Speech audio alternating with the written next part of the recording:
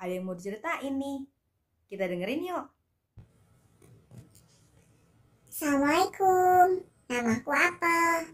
Aku dan teman-temanku tadi itu loh yang dikonsumsi guru kalian. Mungkin kalian di sini ada yang pernah konsumsi aku? Pasti ada ya. Bisa jadi aku buah favorit kamu. Udah kenal sama aku? Udah pernah makan aku juga? Tunggu dulu. Jangan langsung jadi Iron Man ya. Aku mau cerita tentang keluarga, saudara, dan juga teman-teman aku. Tapi sebelumnya jangan lupa di like, komen, dan subscribe. Karena Apel, karena guru IPA, belajar IPA jadi lebih gampang.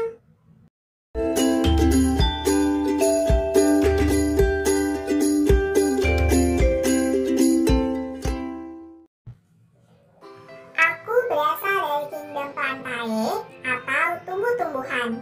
Semua anggota Kingdom Plantae dikelompokkan ke dalam 3 kelompok besar. Yang pertama adalah kelompok Bryophyta atau tumbuhan lumut. Yang kedua adalah kelompok Pteridophyta atau tumbuhan paku. Dan yang ketiga adalah kelompok Spermatophyta atau tumbuhan berbiji. Aku ceritain satu persatu ya. Kelompok yang pertama adalah kelompok Bryophyta atau tumbuhan lumut. Bukan lucu dan imut ya. Kelompok Bryophyta paling suka hidup di tempat yang lembab. Jadi jangan sampai nginjak batuan yang ada lumutnya. Bisa-bisa kalian kepleset deh. Lumut belum bisa dibedakan antara akar, batang, dan daun sehingga disebut dengan tumbuhan talus. Ya iyalah, karena ukuran lumut ini kan memang sangat kecil. Lumut punya akar semu yang disebut dengan akar rhizoid. Anggota dari lumut memiliki kemampuan metagenesis, yaitu pergiliran keturunan antara fase gametofit dan fase sporofit. Aku kenalin ya, teman-teman aku yang cukup populer yang ada pada kelompok lumut ini. Contoh pertama adalah Markhantia polymorpha. Biasanya digunakan manusia untuk obat penyakit hepatitis. Contoh lainnya adalah Sphagnum sp. Jika sudah dikeringkan dan dibersihkan, maka bisa dijadikan sebagai bahan baku pembuatan kapas. Contoh lainnya adalah lumut tanduk atau Anthoceros sp. Biasanya lumut ini berfungsi untuk melindungi benih-benih ikan yang bertelur di sekitarnya. Kelompok yang kedua adalah kelompok Pteridophyta atau tumbuhan paku. Kelompok ini sudah memiliki akar, batang, dan daun sejati yang disebut dengan tumbuhan kormus. Selain itu, bagian batangnya sudah memiliki pembuluh angkut berupa xilem dan floem. Seperti tumbuhan lumut, tumbuhan paku ini juga mengalami pergiliran keturunan yang disebut dengan metagenesis. Ciri lainnya adalah bagian daunnya menghasilkan spora yang berfungsi sebagai alat perkembangbiakan. Ciri lainnya adalah daun mudanya selalu dalam keadaan menggulung atau ukel. Contoh tumbuhan paku yang menguntungkan manusia adalah Adiantum sunneatum atau suklir yang dapat dimanfaatkan sebagai tanaman hias. Lycopodium cavatum yang dimanfaatkan sebagai obat-obatan. Marsilea crenata atau semanggi yang dapat dimanfaatkan untuk sayur-sayuran. Kelompok yang terakhir adalah Spermatophyta atau tumbuhan berbiji. Nah, kalau kelompok ini adalah tumbuhan yang paling tinggi tingkatannya. Aku berasal dari kelompok ini. Spermatophyta sudah bisa dibedakan dengan jelas antara akar, batang, dan daun sejatinya yang disebut dengan tumbuhan kormus. Spermatophyta sesuai dengan namanya, yaitu tumbuhan yang memiliki biji. Spermatophyta dikelompokkan ke dalam 2 kelompok, yaitu Gymnospermae dan Angiospermae. Kelompok Gymnospermae adalah tumbuhan berbiji terbuka. Artinya, pada bakal bijinya tidak dilindungi oleh daun buah.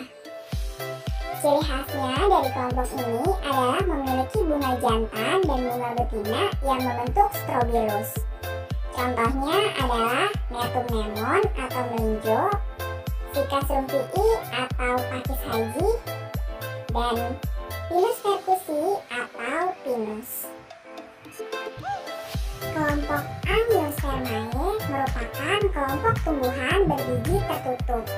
Artinya memiliki bakal biji yang ditutupi oleh daun buah. Kelompok ini memiliki bunga yang sesungguhnya, yaitu yang memiliki bagian bunga berupa kelopak, mahkota, putik, dan juga benang sari. Berdasarkan jumlah keping bijinya, Angiospermae dikelompokkan menjadi dua, kelompok monokotil dan kelompok dikotil. Perbedaan antara monokotil dan dikotil adalah yang pertama, untuk monokotil berkeping biji 1 sedangkan dikotil berkeping biji 2. Akarnya untuk monokotil berserabut sedangkan dikotil akarnya tunggang, bukan tunggal ya. Untuk batangnya monokotil tidak berkambium sedangkan dikotil berkambium. Tulang daun pada monokotil itu sejajar dan juga ada yang melengkung, sedangkan pada dikotil tulang daunnya menjari atau menyirip. Dan yang terakhir, bagian bunga untuk monokotil berjumlah 3 atau kelipatannya, sedangkan untuk dikotil bunga berjumlah 2, 4, 5 atau kelipatannya. Contoh dari kelompok monokotil adalah tumbuhan jagung, kelapa, dan pisang. Ketiga tumbuhan ini sama-sama memiliki tulang daun sejajar, sehingga dikelompokkan ke dalam kelompok monokotil. Untuk contoh dikotil adalah mangga, singkong, dan rambutan. Untuk mangga dan rambutan memiliki tulang daun menyirip, sedangkan untuk singkong memiliki tulang daun menjari, sehingga dikelompokkan ke dalam kelompok dikotil. Sampai di sini kalian udah paham kan tentang asal-usul keluargaku? Sebagian besar keluargaku adalah sumber vitamin dan serat. Penting banget menjaga daya tahan tubuh kita dengan mengkonsumsi makanan yang kaya vitamin, supaya terhindar dari segala macam penyakit termasuk corona. Udah tiba-tiba apa BM odading nih? Supaya bisa jadi Iron Man yang membantu manusia mengusir corona dari bumi ini. Doain ya. Wassalamualaikum.